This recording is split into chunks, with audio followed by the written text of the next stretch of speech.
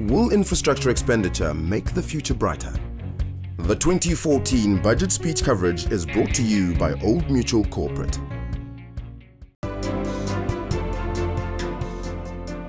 Welcome back to CNBC Africa's coverage of Budget 2014-2015. Earlier on I went to Parliament and I spoke in a very hot office, unair-conditioned office, to the Minister of Finance, Pravin Gordhan. Here's that chat. I'm here with the Finance Minister, Pravin Gordhan, on the occasion of the 2014-2015 budget speech. Minister, we like to label things in the media.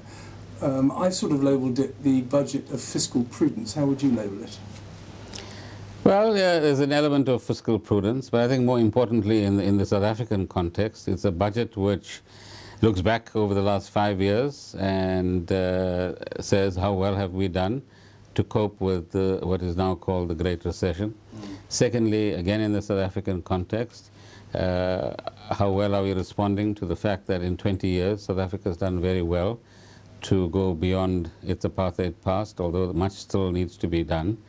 And more importantly, within the context of fiscal prudence, how do we increase growth, create more jobs, support the private sector, and keep what we call the social wage or social support going, which is a very important part of reducing poverty in South Africa. Since you've been Minister, how difficult has this particular year been when you look at your fiscal inbox and your fiscal outbox and matching the two up? Well, as you know, inboxes are always limited and outboxes are always heavier. So there's always more demands and more wants and sometimes more needs for anybody who's involved in a budget. But in the last few years, I think we've got a more realistic tone in government. They understand that we're operating with an expenditure ceiling and with general fiscal constraints.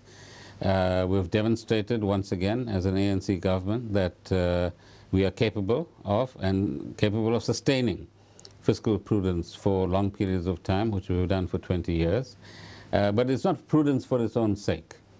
It's prudence that enables us to manage the current environment in a particular way, but also manage the allocation of monies, as I said, to both provide social support and support for growth and support for enterprises in South Africa. Talking about the prudence, if you look at the headline in one of the newspapers, I was just going to read directly, it's at Business Day Live, in fact, it says here, Finance Minister Pravin Gordhan, solidly backed by the Cabinet, has signalled that state spending will be tightly controlled over the next 3 years as the government steers South Africa through the perilous waters of low economic growth, a depreciating currency and global uncertainty. So the headline across the board is almost, again, the fiscal prudence aspect. Well, there's a steering part as well. So I think the important thing is, as I said, in some countries in the world you've had so-called fiscal prudence for its own sake, sometimes to promote, let's call it a philosophical position. In our case, we take a pragmatic view. You have so much of revenue, you can only carry so much of debt, and you must then limit your expenditure accordingly. So cutting your suit to suit the clock that's available. But secondly, the fiscus is a servant of a much wider project in South Africa about rebuilding our country, about getting better black economic participation in our economy, about making sure that people have decent housing, decent schools, decent health services, and decent jobs at the end of the day. But we've also learned that you can't switch on these things and switch them off.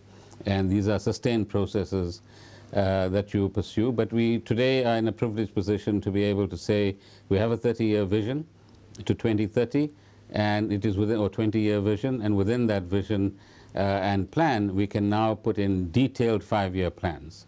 And the first of those detailed 5-year plans you see in the budget documentation today. Can we talk about the twin deficits and your targets as a percentage of GDP? Yeah. Let's start with the budget deficit. Well, it's at 4%, and what we do demonstrate each year is our intent to consolidate. What we do each year is move towards that consolidation. There can be an argument about why don't you go faster, but often people who make that argument within political circles, sometimes in economic circles as well, are actually saying to us, forget the poor and cut your social expenditure, as might happen in some of the developed countries. and the only thing I can repeat for you is what I've said already. Our government wants to keep the two factors, growth and support for the economy and the social wage in some kind of balance. So we want to now focus on the growth dynamic. We want to encourage more investment. We want partnerships with the private sector. We've given examples of where partnerships are already working. We've given examples of where dialogue between the private sector and government is working. But in the next year or so, all of us, private sector, government, need to make a big leap towards a lot more concerted and collective action and build on our synergies rather than on our differences. If we don't, then we'll all muddle along for the next 10 years, which is something that is not in the interest of either business or government for that matter. How much of your budget is geared towards the situation in South Africa, and how much is geared towards the way that South Africa is perceived by, for example, the ratings agencies? I spoke to someone today that said the minister will have the ratings agencies breathing down his neck, so therefore he has to be very cognizant of the deficits. To be facetious, the only thing around my neck is my tie at the moment. And I think over a fairly long period of time, we've enjoyed a fair degree of fiscal credibility.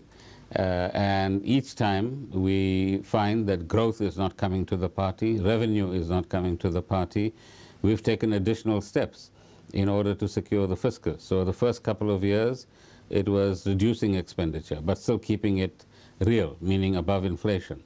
In the latter years, it's the expenditure ceiling that we're talking about. We also now, in the foreseeable future, saying better quality of spending, better outcomes, better bang for your buck, change the procurement systems in this country, stop the leakages in this country as well.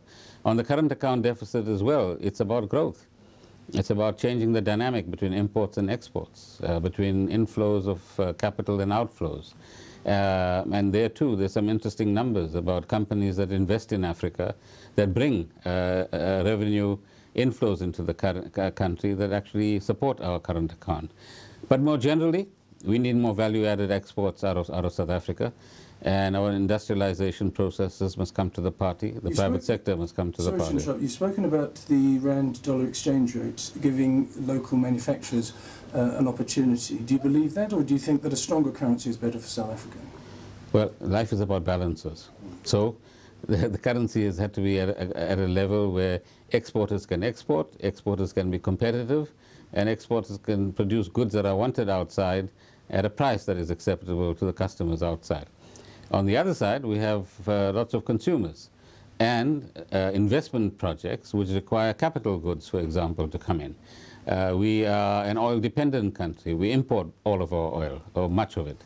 So we've got to maintain a position which says watch the import side and watch the export side, and each one must make the best proposition out of it. Last minute, Minister, please, just summarise the next year or so, if you would. I know you want to have a 5-year plan, but are there any risks to the sort of fiscal outlook that you've just outlined?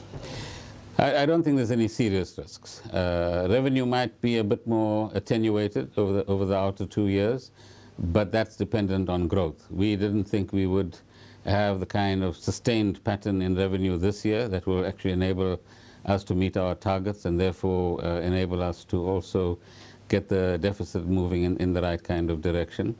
And there's no internal risks in terms of decision making. I think we've demonstrated more than adequately as a government our agility, our responsiveness and our vigilance to make sure that we do indeed tailor our suit to match the cloth that's available.